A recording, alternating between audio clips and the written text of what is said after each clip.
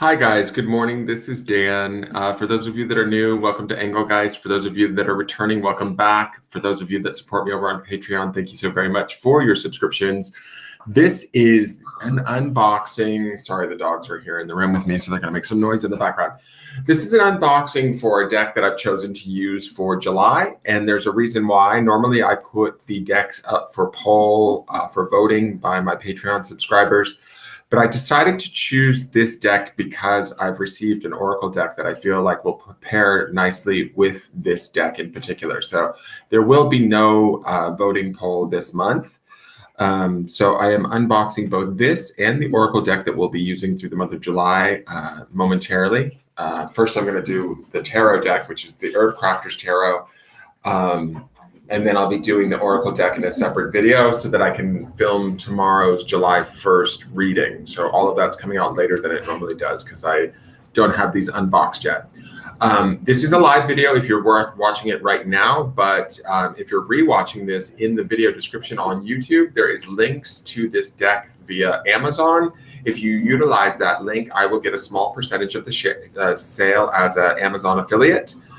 So keep that in mind if this is a deck that you are interested in, or you're somebody that's come to research and find out more about this deck. I may not show you each and every card, but I'll give you certainly an idea of what I think about the deck and what's included kind of in there, like a brief overview. So this was a deck that was sent to me by a viewer, which I greatly appreciate. It was on my Amazon wish list, which you can find in my link tree. And it says on the back here, the HERBCRAFTERS Tarot. The HERBCRAFTERS Tarot celebrates the handcrafts, tools, and time-honored folk skills related to herbs, trees, flowers, and other plants that share their gifts with us. This deck and book set explore the relationship between herbs and how people use them for medicine, creativity, ritual, and spiritual guidance. It also considers herbs as archetypes and explores our partnership with the botanical realm. HERBCRAFTERS Tarot is an engaging introduction to herbalism and plant spirit magic, and can be used as a profound divinatory tool. The set includes a 78-card deck and a 124-page book full of herbal inspiration and ideas for crafting with the cards. And then it says down here at the bottom, the magic is in the making. So this will be interesting. I have to say, I don't know a lot about plants, but I always find it interesting. And I just thought this sort of a spin on the tarot would be an interesting way to work. It might, you guys might have to have some patience with me as I get used to suits and elements and all of that. But I'm interested to learn a little bit as we go together. And I do think that there's definitely a connection, between spirit and nature, which the plants would represent that natural aspect. And that's why I wanted to use this deck for July, because July is full bore summer season, which is like growing, all of that stuff. Hold on one second. What are you guys doing to the cat? Leave the cat alone. Because I'm going to herb craft some potions to put all your asses to sleep if you're not careful. Cut it out. Okay, I had to mommy down there for a minute. So this is the inside of the box, but I am excited about this, and I thought July would be a good season. Plus the Oracle deck that I'm going to pair it with, it makes sense to me. That is the book. It has this nice little pull tab to get the book out easily. Oh God, there's still plastic on the cards. I forget about the plastic around the cards. Let's look at the book. There's the back of the book. This is printed by US Game Systems. They're a pretty prolific distributor of tarot decks. The artwork is by Joanna Powell Colbert, and it's written by Latisha Guthrie. There's contents, there's a dedication, acknowledgements, introduction, who is an herb crafter about this deck, cards and their correspondences, the major arcana, the minor arcana, your aces, your 2s, 3s, 4s, 5s, 6s, 7s, 8s, 9s, 10s, the hijas, which are the daughters, the adalitas, which are the warriors, the madres, which are the mothers, and the curanderas, which are the healers. Ooh, I love that. That's kind of very, very cool. That's an interesting take on it. That's going to be hard for me to get straight, but I will try and figure that out as we go through the month. But I do love it. And then let's see here. I just want to look at where are we talking about here as far as cards and correspondences.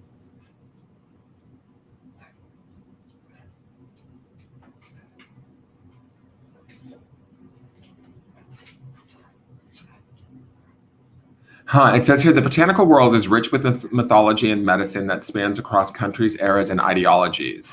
Each plant contains a universe of possibilities for divination, healing, and story. As each card in a tarot deck represents a different yet equally important and complex archetype, so do the plants. A plant's placement on a particular herb crafter's card is not a fixed definition of its magic, nor an indicator of its level of importance. As you explore the symbolism of each card, consider the plants as medicine, but also consider the encounter as medicine. Notice how the plant shows up. Pay attention to how the plants behave in nature. Allow their expressions to inspire you and reflect on ways your behavior affects them. The message from the card might be found in the plant itself, but it might also be found in the relationship the plant has with the forest, the garden, or creatures nearby. Interesting. So is there not... Well, there's correspondences between, interesting. Okay, so there is correspondences between the plants and the major arcana. So the minor arcana, air is thoughts and learning. So this makes sense. Air corresponds to swords. So are these called earth and fire is action, water is emotions, numbers are the phases of growth, which we know all of that. So it is ace of air. So I will be able to, this might be actually easier than I thought. Okay, cool. So let's get this box open. If I had a nickel for every time I said that. And I mean that literally. So let's see here. Oh, come on now. All this plastic, it's so bad for the planet. And then it's also so complicated to get it out of the plastic for me. I love how slick the cards feel already. They're probably gonna slide around a little bit as I shuffle. I am gonna, puppy, do you wanna see your first birthday? I mean, do you really wanna see your first birthday? You were being quiet the minute before I started talking on camera, and then you start running buck wild. This isn't like West Virginia, puppy. It's not a free-for-all. This is the back of the cards. I'm going to say right out of the gate, I love the color scheme, just how bright and beautiful they are. I love this sort of kind of mint green or key lime green that's in the background. It's very healing to me. I love the butterflies and the plants. These are really beautiful. They do have a nice slickness. They are a little bit long for those of you with smaller hands, but they do feel really nice. They kind of, they have a nice slide to them, as they say. So let's go through some of these cards and just look, give you guys an idea. Sorry if the lighting's not great, but we do what we can. So this is the Fool, which is dandelion. We have the Magician, which is sunflower.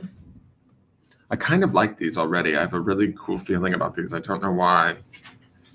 Hopefully I'll learn a little bit about some of the plants as I work with them. The High Priestess, which is mugwort. I have to say this too. I'm already starting to notice that even though I know the principles, sort of what these cards represent in a traditional deck, I love that the designs don't have any people or anything in them. So it kind of leaves it even up for further interpretation as far as the vastness of what each card can kind of represent. Yes, there will be a traditional meaning of the representation of the card is like, the High Priestess, but that High Priestess over there, she's sort of calm and in blue tones.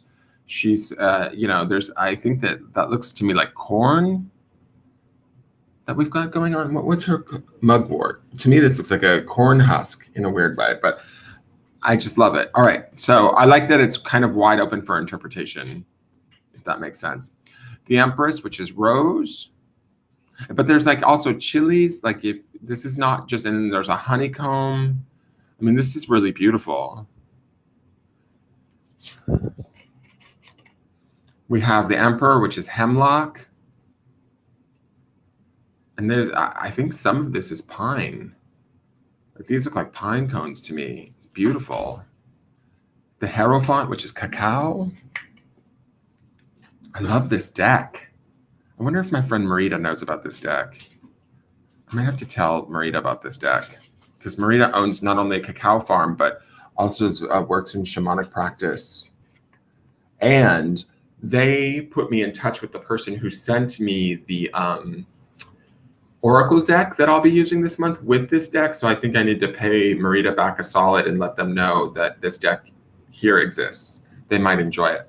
The Lovers is Hawthorne. I love this. I think this is a beautiful Lovers card.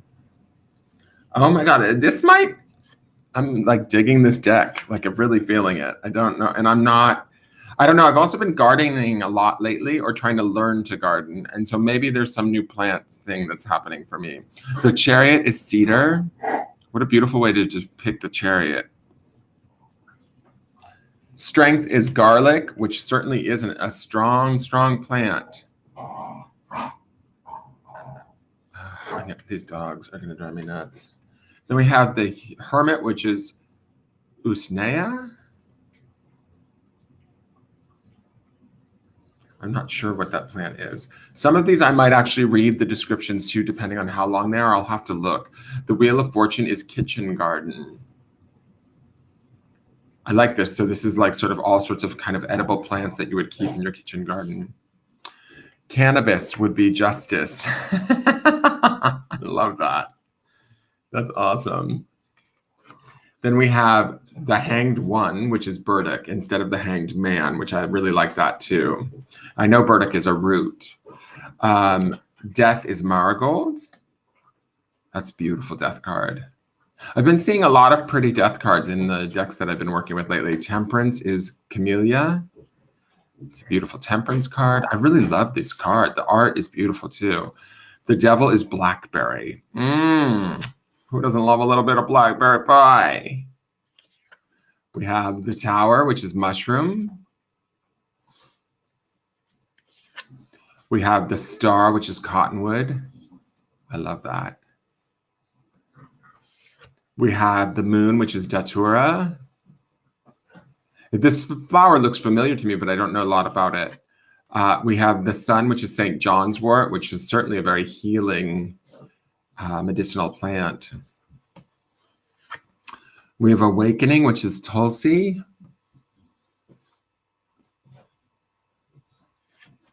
We have the World, which is Pachamama. So Awakening would be judgment, I guess. And then the World, which is Pachamama, which I love this. And just in time, we've just passed through Pride season. I love these colors. Okay. Ace of Air, Yarrow. What I love about this is it's also sort of air, right? Which is the element of swords, which is the element of air, obviously. But I love how they keep this sort of skyscape open too. We have the flower here, but it's also sort of open, you know, and the newness, the new opportunities that come with the aces, sort of, you see that in the vista that's beyond this. Does that make sense? The Ace of Fire, which is mullein. Oh, so all of our aces are coming out together. The Ace of Water, which is plantain. These are beautiful. The Ace of Earth, which is nettle. And I know nettles have a little bit of pricks to them. The Two of Air, which is chicory. I really love these cards. Two of Fire, which is bee balm. And I think anybody that has a real connection to nature, i.e. through like Wicca, that practices with cards would love these cards. That's just my feeling. And certainly herbalists, people that have connections to plants, gardeners that do tarot, or you guys would probably love this deck. Mallow, which is the Two of Water. The Two of Earth, which is witch hazel, another very like medicinal plant. I mean, I guess all of these are medicinal, really. Echinacea, which is the Three of Air, or the Three of Swords. Calendula, which is the Three of Fire. The Three of Water, which is lemon balm. The Three of Earth, raspberry, one of my favorite fruits ever. So that's the Three of Pentacles. The Four of Air is lavender, which is a flower that I want all over my house soon. I'm working on making that happen. Whoops, sorry. Oh, and I wonder where my favorite plant is. We'll have to see. I love rosemary and I love sage, so we'll see where they represent. We haven't seen them yet. Four of Fire is elder or elderberry. You guys, cut it out, please. Four of Water is mint. The Four of Earth, which is willow. It's interesting. Because to me, when I think of willow, I think of more of like a sort of a wispy, bendable wood, right? And how they droop and hang and kind of blow in the breeze. But then when I think of the Four of Pentacles, I think of a more an energy that can sometimes be stuck or not, holding on too tightly. So that's a nice, interesting contrast from the plant versus the actual traditional meaning. And that's what I mean by some of these cards, because there's no people or actions taking place, you might get entirely different definitions for the meanings of these cards depending on how they're positioned. It sort of invokes, I don't know why, but this invokes a very peaceful feeling within me, this deck. It's really strange. Five of Air, here's our white sage. So I was wondering, we haven't seen the sage or rosemary. Five of Air would be the Five of Swords. And why am I drawing a blank? Because that's the Five of Wands. What is the Five of Swords? Why can't I think of the Five of Swords right off the top of my head? Seven of Swords, Six of Swords. I can see those in my mind, but I cannot see the five. Oh my God, I'm gonna have to set that aside and look for the five. I can't pull it up in my head right now. I'm a little tired today. What is the Five of Swords? Jesus. Six of Swords is moving on. Four of Swords is introspection. Five of Swords. Oh my God, Dan, you're drawing a blank. And that's gonna drive me nuts. 1 second. I've got to look for the Five of Swords. Oh, Five of Swords is that argument. Okay. Yeah, that's right. Five of Swords is about not necessarily winning the argument. But see, to me, I feel like White Sage would be about clearing away that argument. Clearing away whatever's left over from that argument. All right, Black Cohosh is the Five of Fire. I hope I'm pronouncing that correctly. Golden Seal is the Five of Water. Sorry if this is running long. I think I actually might go through all of these just because I think they're beautiful. The Five of Earth is Slippery Elm. Is that two cards stuck together? No. Six of Air is Cattail.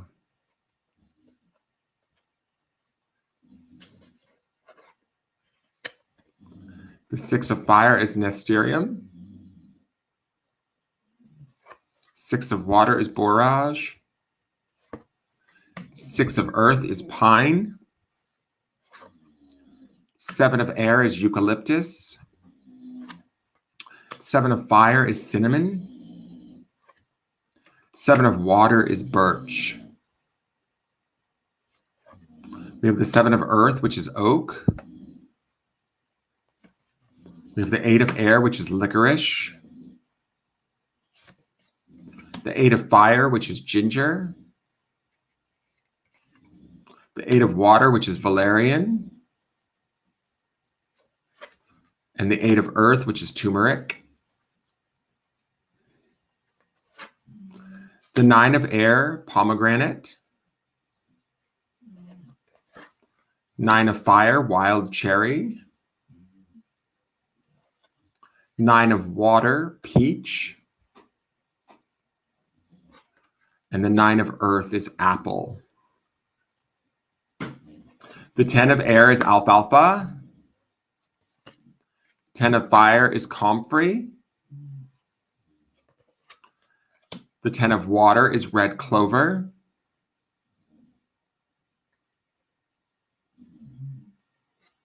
And the 10 of Earth is Horsetail. The Hee-Haw of Air, this would be like the Page of Swords, is Catnip. The Hee-Haw of Fire is California Poppy. So that would be the Page of Wands. The Hee-Haw of Water, which would be Chamomile, or the Page of Cups. And then the Hee-Haw of Earth, which is Linden. So that would be like the Page of Pentacles. Then we have the Adalita of Air, and that would be like the Knight of Swords, Oregano.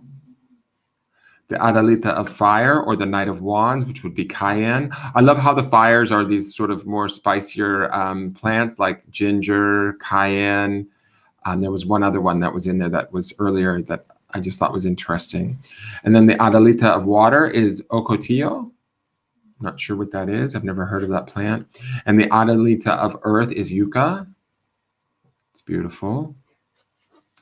The Madre of Air, or the Queen of Swords, which would be Motherwort. I've never heard of Motherwort either. The Madre of Fire, which is Time. That's another plant that I want around my house. The Madre of Water is Oats. And the Madre of Earth is Chrysote Bush. And then the Curandera of Air. Ah, this is my other one, Rosemary. This is the one that I want in around my house too.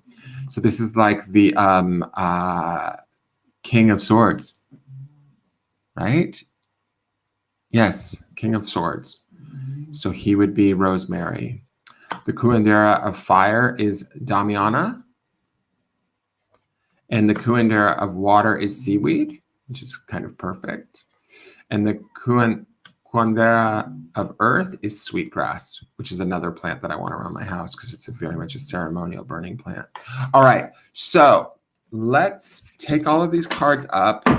If you guys want to pose a question in your mind, those of you that are watching live or anybody that's tuning in later and watching this in replay, feel free to put the video on pause. I am going to shuffle the entire deck for a moment. We're going to pull a card to answer to whatever your question may be.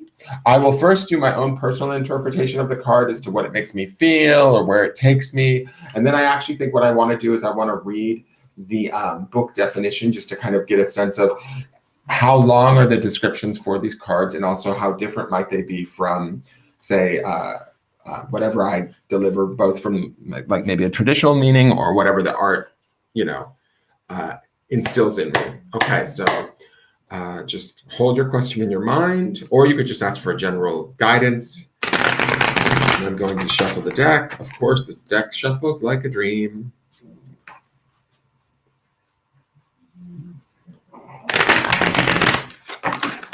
What do my viewers need to know? What medicine will best serve them this time? This deck is really lovely.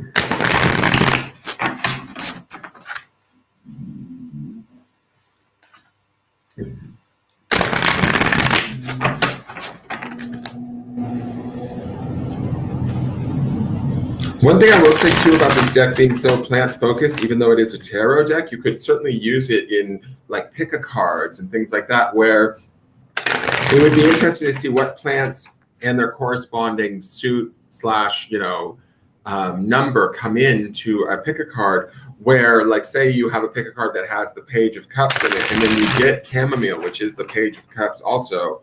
It kind of has a sort of interesting correspondence that could be very cool, versus using like two different tarot decks that just give you the same sort of image, if that makes sense. Just giving the deck a really good shuffle to put energy into the deck and let the deck sort of intermingle and get to the space of being ready. It feels ready. So here's our card and our answer today, and it's the Madre of Water, Oats. So what I love about this is oats can be very warm and filling, right? And this would be essentially the Queen of Cups. So she would be cups upon cups, or water upon water. We have that warm cup of oats in front of us in our hand in the card, and then we have that water in the foreground, or in the background, I should say, outside the window. And to me, that indicates that water upon water, that well-being, that warm feeling, that nurturing nourishment that comes with the Queen of Cups. She's going to want to take care of you. She's going to want to hold you in a warm, safe, nourishing place. When I look at this card, I think of, this person is, first off, in a home, right? Which to me is a little bit different than a lot of the other cards that we just went through when we looked through it. Most of them are outside. These elements are inside the home in a space of security and safety. And then the nurturing, like the steam rising up out of that cup, to me feels like we have to care for ourselves. We have to nurture ourselves. We have to feed ourselves. And I don't mean like feed ourselves, just normal feed ourselves, but like what we put into ourselves is really important, right? Oats to me is such a staple food, and it can, create, not only feed our hunger, but like build our muscles and fuel our days. And so to me, it's like basing the self-care on a really strong foundation and utilizing that, allowing our compassion and our love of ourselves or those around us to help guide our decisions, our choices, our perceptions of where we are in our world, how we are in our world, how we relate to our world, and feeding ourselves, caring for ourselves, taking care of ourselves in that sort of profound, motherly, nurturing way that the Queen of Cups or the Madre of Water would do, right? So let's read her definition really quick. Give me one moment to find it.